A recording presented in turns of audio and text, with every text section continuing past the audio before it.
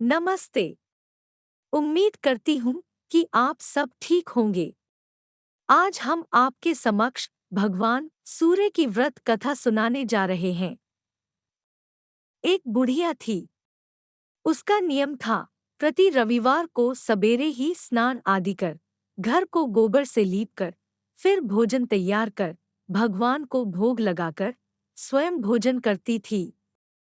ऐसा व्रत करने से उसका घर अनेक प्रकार के धन धान्य से पूर्ण था। श्री हरि की कृपा से घर में किसी प्रकार का विघ्न या दुख नहीं था। सब प्रकार से घर में आनंद रहता था। इस तरह कुछ दिन बीत जाने पर उसकी एक पड़ोसन जिसकी गौ का गोबर वह बुढ़िया लाया करती थी, विचार करने लगी कि यह वृद्धा सर्वदा मेरी गौ का गोबर ले जाती है, इसलिए अपनी गौ को घर के भीतर बांधने लग गई।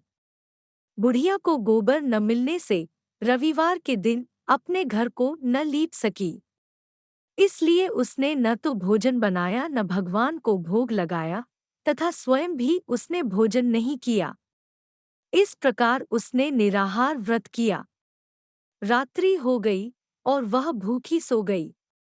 रात्रि में भगवान ने उसे स्वप्न दिया और भोजन न बनाने तथा लगाने का कारण पूछा।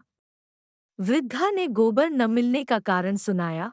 तब भगवान ने कहा कि हम तुमको ऐसी गौ देते हैं जिससे सभी इच्छाएं पूर्ण होती है, क्योंकि तुम हमेशा रविवार को गौ के गोबर से लीपकर, भोजन बनाकर, मेरा भोग लगाकर खुद भोजन करती हो। इससे मैं खुश होकर तुमको वरदान देता हूँ। निर्धन को धन और बांझ स्त्रियों को पुत्र देकर दुहखों को दूर करता हूँ तथा अंत समय में मोक्ष देता हूँ। स्वप्न में ऐसा वरदान देकर भगवान तो अंतर्धान हो गए और वृद्धा की आंख खुली तो वह देखती है कि आंगन में एक अति सुंदर गौ और बछड़ा बंधे हुए है। वह गाय और बछड़े को देखकर अति प्रसन्न हुई और उसको घर के बाहर बांध दिया और वहीं खाने को चारा डाल दिया। जब उसकी पड़ोसन बुढ़िया ने घर के बाहर एक अति सुंदर गौ और बछड़े को देखा तो द्वेष के कारण उसका हृदय जल उठा और उसने देखा कि गाय ने सोने का गोबर किया है, तो वह उस गाय का गोबर ले गई और अपनी गाय का गोबर उसकी जगह रख गई। वह नित्य प्रति ऐसा ही करती रही और सीधी साधी बुढ़िया को इसकी खबर नहीं होने दी। तब सर्वव्यापी ईश्वर ने सोचा कि चालाक पड़ोसन के कर्म से बुढ़िया ठगी जा रही है, तो ईश्वर ने संध्या के समय अपनी माया से बड़े जोर की आंधी चला दी। बुढ़िया ने आंधी के भय से अपनी गौ को भीतर बांध लिया।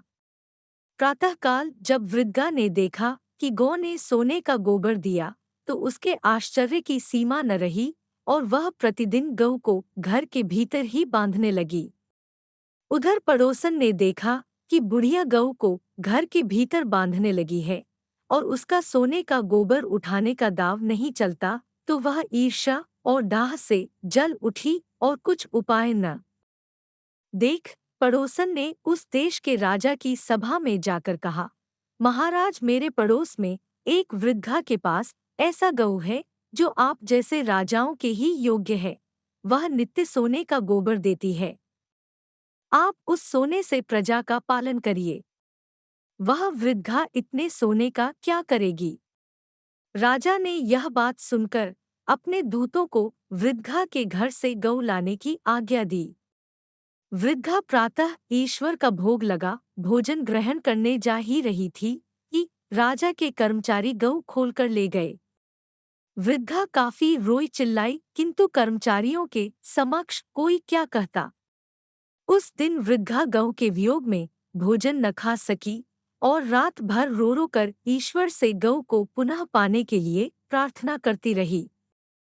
उधर राजा गौ को देखकर बहुत प्रसन्न हुआ, लेकिन सुबह जैसे ही वह उठा, सारा महल गोबर से भरा दिखाई देने लगा।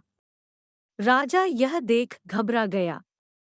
भगवान ने रात्रि में राजा को स्वप्न में कहा कि हे राजा, गाय वृद्धा को लौटाने में ही तेरा भला है।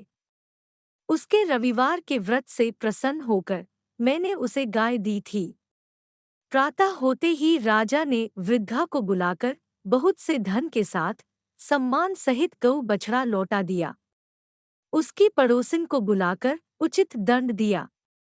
इतना करने के बाद राजा के महल से गंदगी दूर हुई। उसी दिन से राजा ने नगरवासियों को आदेश दिया कि राज्य की तथा अपनी समस्त मनोकामनाओं की पूर्ति के लिए रविवार का व्रत रखा करो। व्रत करने से नगर के लोग सुखी जीवन व्यतीत करने लगे। कोई भी बीमारी तथा प्रकृति का प्रकोप उस नगर पर नहीं होता था। सारी प्रजा सुख से रहने लगी। कैसी लगी आपको ये कथा? कमेंट करके जरूर बताएं और अपने दोस्तों के साथ जरूर शेयर करें।